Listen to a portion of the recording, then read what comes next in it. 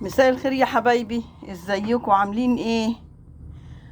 معلش انا بعمل يوم ويوم عشان ما تزهقوش مني. ان شاء الله النهارده هنعمل مع بعض شكشوكه.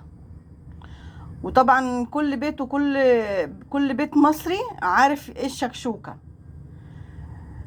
تنفع غدا وتنفع عشاء وتنفع فطار برضو.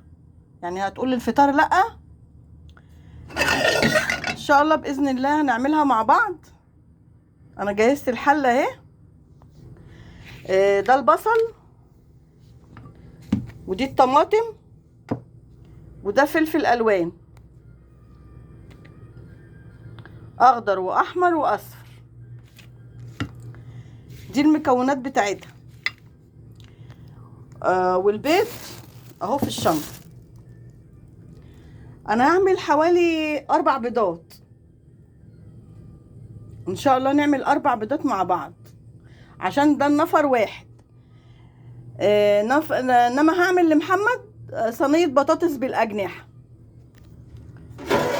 بصوا حبايبي، دي الاجنحه اهي سويتها له. دي البطاطس اهي قشرتها وخرطتها. هما طبقين على قد. وهنعمل بتنجان مخلل معانا. حبايبي انا حطيت الزبده اهي هتسيح وارمي عليها البصل. هحط عليها البصل هيخش كده على صفران، يعني هيدبل ويصفر. هحط معلقه توم ان شاء الله مع بعض خطوه بخطوه. حته الزبده ساحت يا حبايبي اهي. دي زبده فرن، عايزه تعمليها بزبده عايزه تعمليها بزيت زي ما انتوا عايزين براحتكم يعني. ادي البصلايه اهي. اول ما تصفر كده ان شاء الله هنحط فصين الثوم. حبايبي البصلايه احمرت اهي داخله على حمران. ودي نص معلقه ثوم اهي مفرومه. هنقلبهم بقى على بعض كده. اول ريحه الثوم ما تطلع هرمي بقى الفلفل.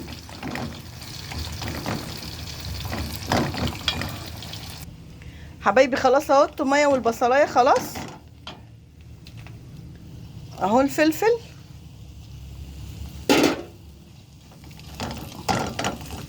وكل ما تكتروا الالوان كل القيمه الغذائيه ما بتزيد في الاكله.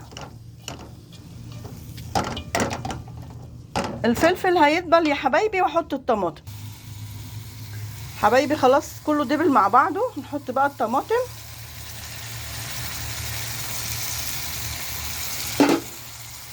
اهي.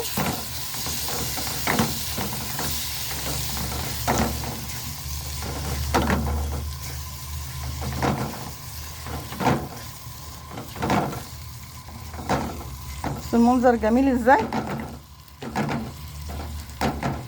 هنجهز بقى توابلها وارجع لكم.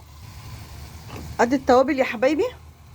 شويه ملح، واحده ماجي، كمون، فلفل، كزبره ناشفه اهي.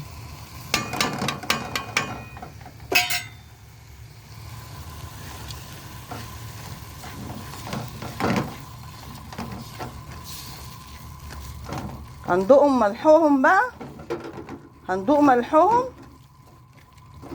ولما الملح كويس هطقش فيهم البيض. هوريهولكم ان شاء الله. بصي حبايبي اهو حطيت 4 حبايات بيض. حطيت 4. هما النفر واحد بس يمكن حد ياكل معاه.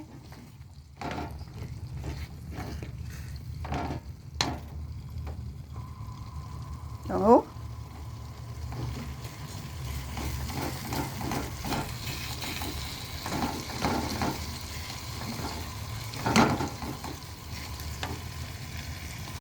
حبايبي الشكشوكه اهي اللي عملناها مع بعض. لو عجبتكم ما تنسونيش في اللايك والاشتراك. السلام عليكم حبايبي.